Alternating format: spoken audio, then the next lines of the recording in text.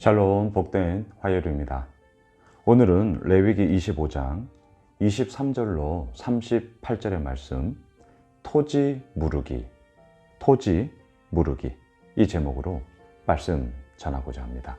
자, 무른다라는 말은요, 값을 주고 해방하다, 풀어주다, 속량하다 이러한 뜻을 갖고 있습니다. 그 어느 누군가의 그러한 경제적인 어려움이 있을 때에 내가 대신 그 값을 치러줌으로 그 문제를 해결해 주는 것, 이것이 바로 무르다라는 단어의 뜻인 것이죠.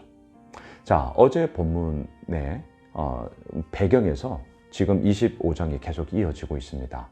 안식년과 희년을 어제 우리가 보았습니다. 개념적으로 너무나 좋은 거예요. 6년 동안 기경했던 땅을 7년째 되는 한 해 휴경기를 두므로 그 땅에 힘도 없고요. 또한 그 쉼의 시간을 통하여서 더 많은 것들을 준비하게끔 하는 그런 안식년. 그리고 이 안식년이 7번, 77에 49, 그리고 그 다음 해인 50년째에 모든 것을 속량하며 또한 노예들도 종들도 또 각기 자기의 집으로 돌아갈 수 있게끔 하는 그런 희년의 자유의 공포함. 근데 우리의 고민은 무엇입니까? 이런 개념들이 너무 좋은 거예요. 이보다 더 좋을 수가 없어요. 하지만 우리들의 현실 가운데 이 개념을 적용하고자 하니 사실 오늘 어떻습니까?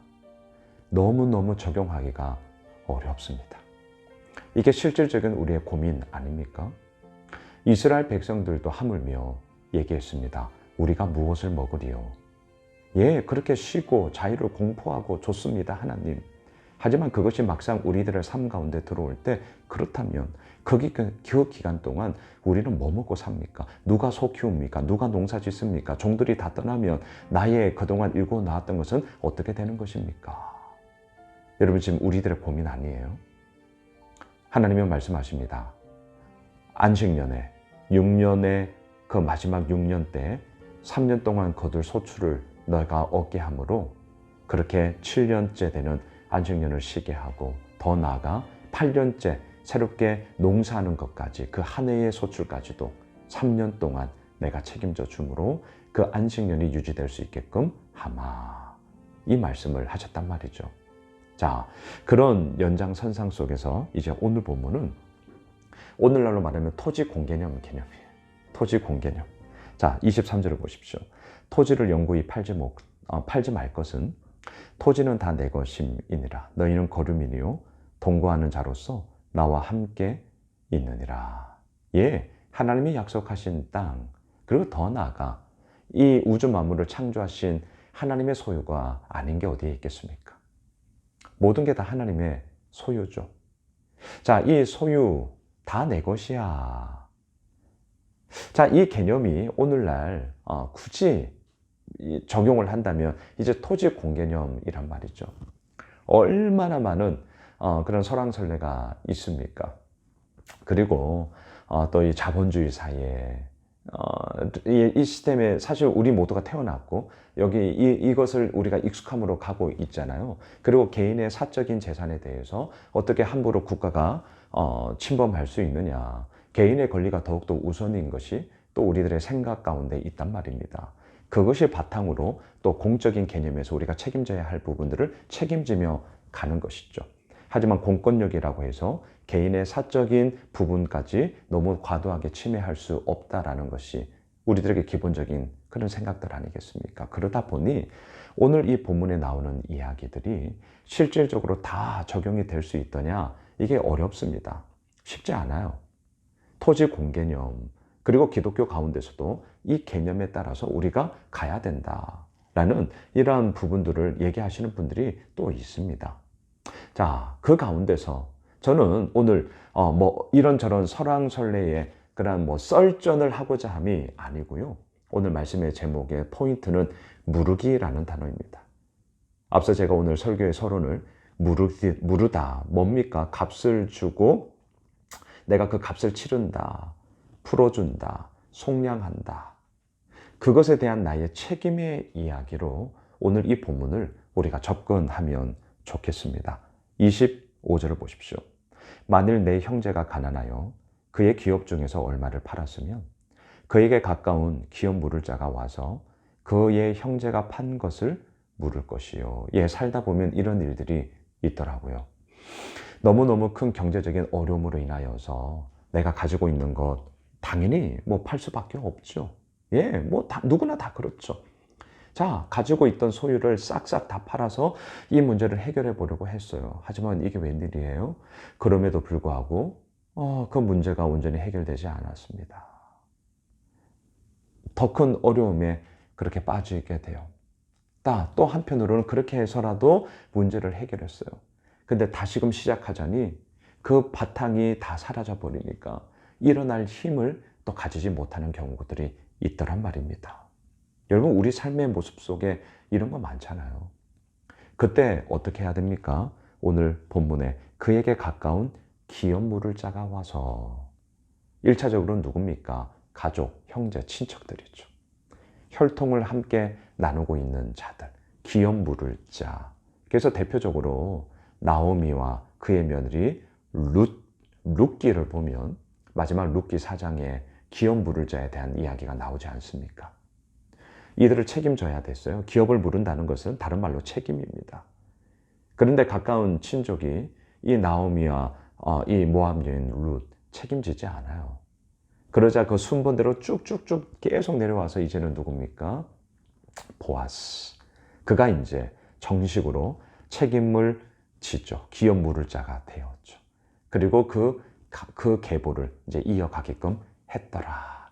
우리가 잘 알고 있지 않습니까? 자, 이처럼 오늘 본문에서 우리가 함께 적용하고자 하는 것은 무르다라는 이 한 단어만 오늘 우리의 마음에 좀 새기면 좋겠습니다. 무르다, 값을 주고 풀어주다, 해방하다, 속량하다, 그리고 책임지다.